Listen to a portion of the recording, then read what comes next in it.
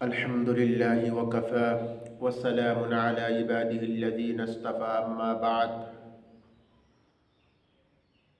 أعوذ بالله من الشيطان الرجيم بسم الله الرحمن الرحيم يا أيها الذين آمنوا كتب عليكم الصيام كما كتب على الذين من قبلكم لعلكم تتقون صدق الله العظيم وقال النبي صلى الله عليه وسلم إن في الجنة بابا يقال له ريحان يدخل منه الصائمون يوم القيامة أو كما قال عليه الصلاة والسلام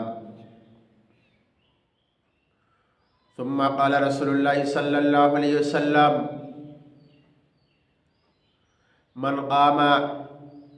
من صام إيمانا واحتسابا غفر له ما تقدم من ذنبه أو كما قال عليه الصلاة والسلام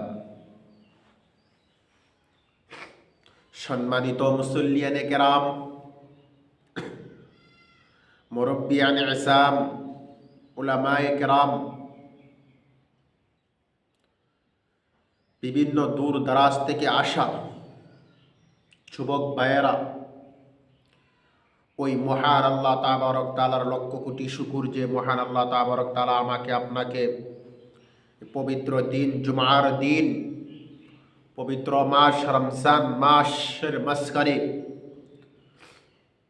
আপনাকে আমাকে আল্লাহর ঘর মসজিদ জান্নাতের টুকরার মাঝখানে আসবার জন্য তৌফিক দিয়েছেন। আর আমরা আসতে পেরেছি, তারপরেও আমাকে আপনাদের সম্মুখে এই মহান আল্লাহ তাবারক তাআলা তৌফিক দিয়েছেন রমজান সম্পর্কে কিছু আলোচনা করার জন্য। তাহলে আমরা আল্লাহ তাআলার অনেক অনেক নিয়ামত পেয়েছি। তাহলে আমরা আল্লাহ তাআলার নিয়ামত পাওয়ার পরে আমরা যদি আল্লাহ তাআলার নিয়ামতের শুকরিয়া আদায় করে নেই, আল্লাহ তাআলা খুশি হয়ে যায়, আমাদের উপর আরো নিয়ামত বেশি বেশি করে বাড়িয়ে দেই। একবার প্রাণ করে বলে নেই আলহামদুলিল্লাহ। ভাইয়া দোস্ত বুজুর্গ, আমরা আজকে এমন মাস একটা পেয়েছি, ইসলামিক ক্যালেন্ডার মতনে ইসলামী মাস যে আছে 12টা মাস আছে, ওই 12টা মাসের থেকে যেটা সবচেয়ে দামি আফজল শ্রেষ্ঠ মাস সেটাই হলো রমজান মাস। কেমন করে শ্রেষ্ঠ দামি?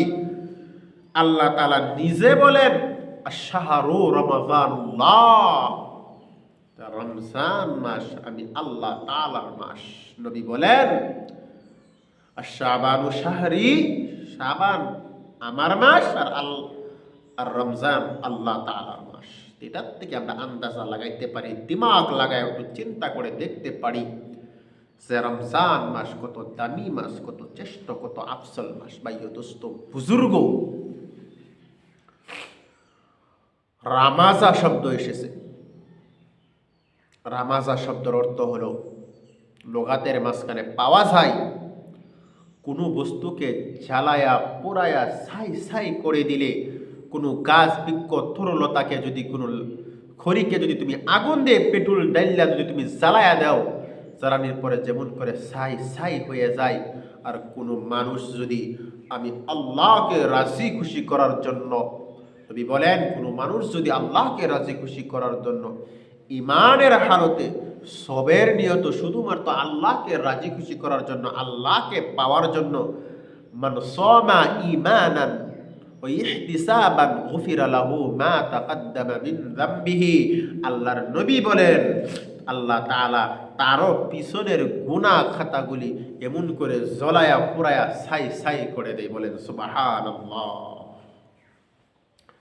ভাইও দোস্ত বুজুর্গ, দামি মাস আমরা পেয়েছি।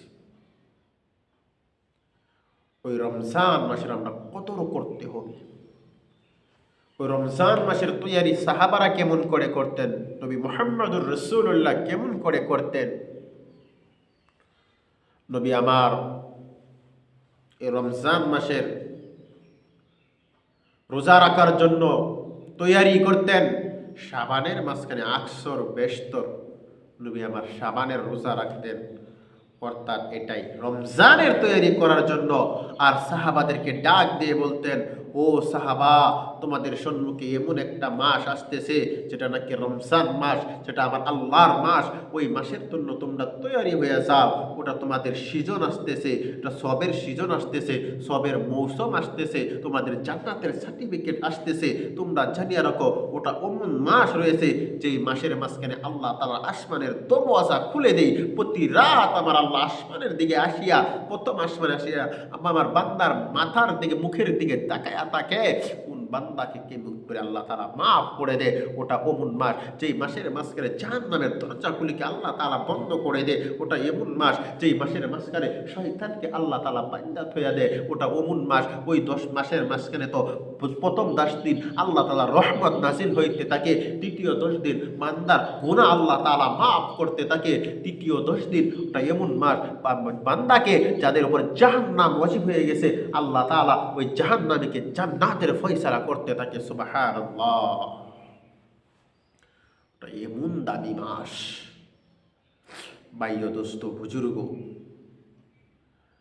আমরা আজকে ওই মাস পেয়েছি, আমরা আজকে ওই মাসের কদর করি না। ওই মাসের মাঝখানে